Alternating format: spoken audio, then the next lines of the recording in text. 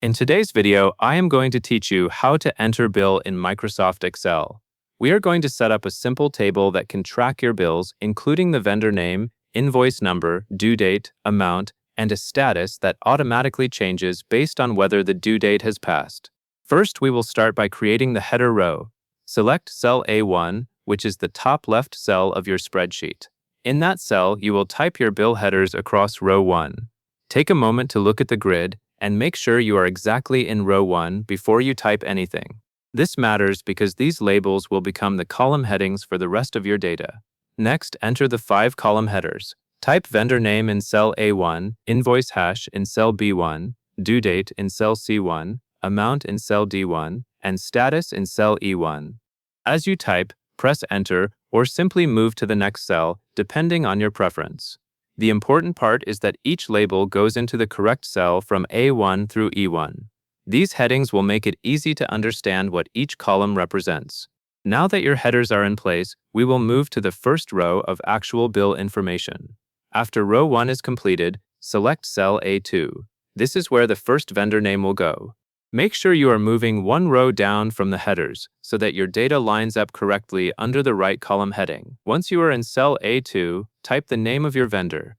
Keep it simple and consistent because this will help you when you later sort or filter your table.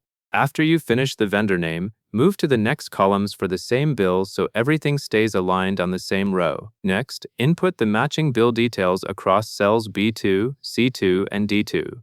In cell B2, enter the invoice number for that bill. In cell C2, enter the due date. In cell D2, enter the amount. As you do this, double-check that you are using the correct type of information in each column, especially the due date, since the status formula will rely on it. If you enter the due date in a standard date format, Excel will interpret it correctly for the calculation.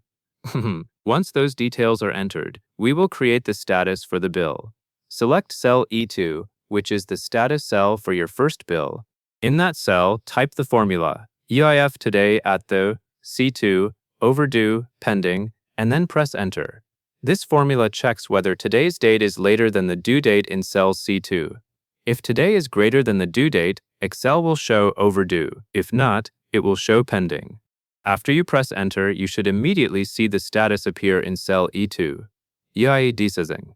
At this point, your first bill row is set up with automatic status logic. Before we format it as a table, it is a good idea to confirm that your headers are correct and that your data is entered in the right cells from A1 through E2. This ensures the table formatting will apply cleanly and will not shift anything unexpectedly. Next, select the range A1 through E2. Click and drag across the cells to include both the header row and the first row of bill data. When the range is selected, press Ctrl+T to open the Create Table dialog. This step prepares Excel to format your spreadsheet range into a structured table, which makes it easier to manage and extend. Finally, click OK to format as a table. If Excel asks about whether the table has headers, ensure the setting for headers is enabled, since your row 1 contains the correct labels.